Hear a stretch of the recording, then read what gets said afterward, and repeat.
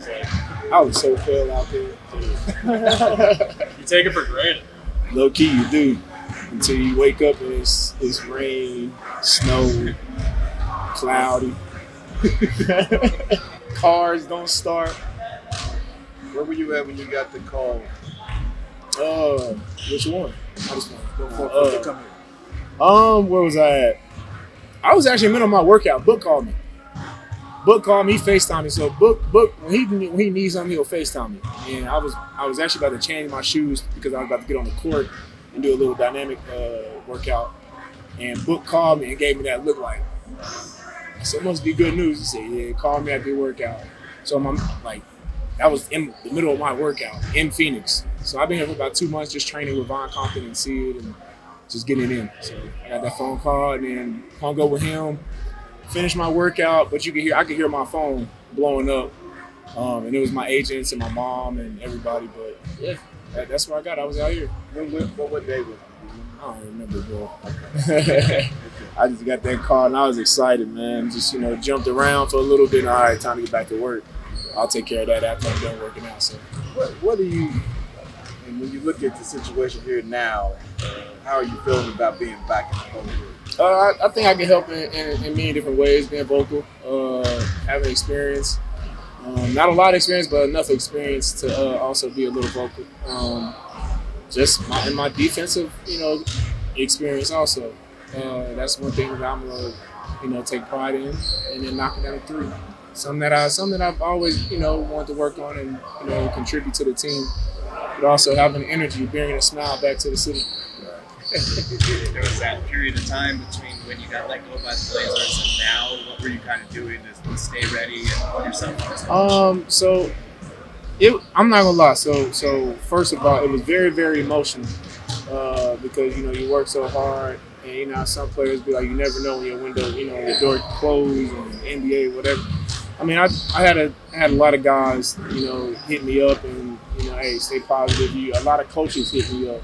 Chauncey Billups was the first one to be like, don't worry about it, you'll be picked up in no time.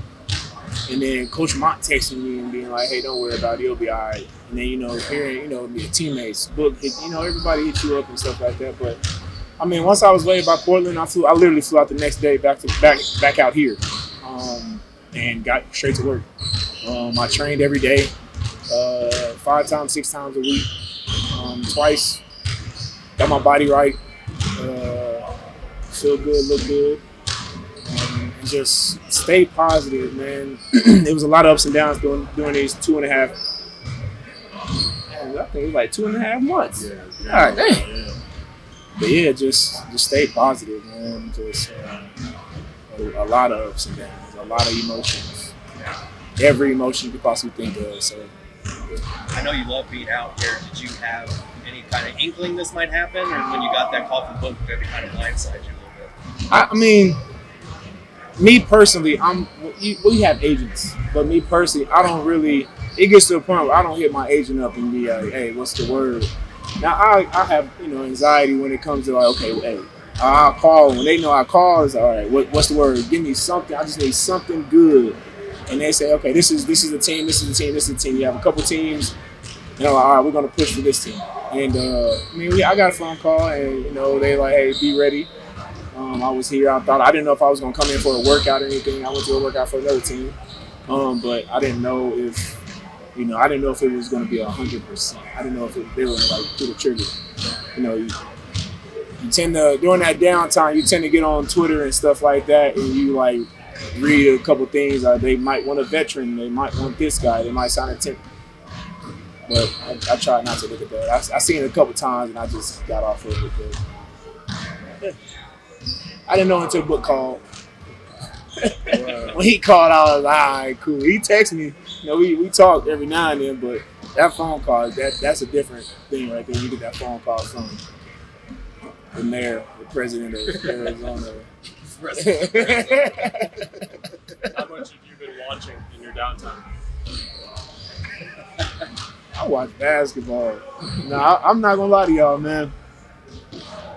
I watch basketball, and there's teams that I watch every game. I probably miss 4 games. I probably missed 4 games. And in 4 games, I was probably flying somewhere or busy. but I'll probably watch. I watch a lot of Suns games, a lot of the contender games because in my mindset I'm going to go to a contender. So this whole time I'm like, okay, I'm going to go to a contender. I got to be playoff ready. I got the playoff mindset ready. I got to know these tendencies of this guy, that guy, this team tendencies. So I watch basketball. Yeah, so I love it. What'd you take away from these 6 months from this?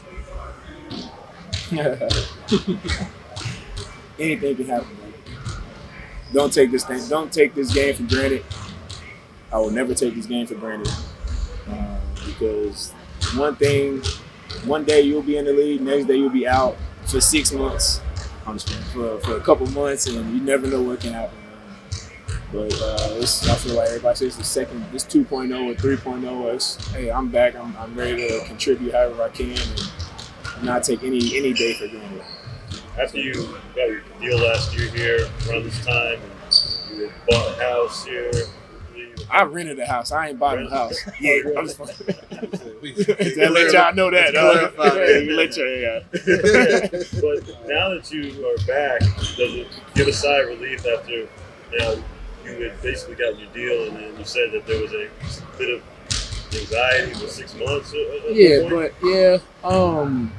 It's a sign of relief, but it's a two-way. I'm still competing. I'm going to compete. We have one more roster spot, so I know how that goes. It can go either somebody saving me or dope gets converted over, or they sign somebody else. It's out of my control. I can only control me waking up every morning, playing. Cuss. I get fine for cussing. Playing my butt off, working out, staying ready, and just playing. When my name is called, just be ready. But yeah, I'm not comfortable. I probably got comfortable before, and that's why it took. I got hurt and this and that, but I'm not comfortable.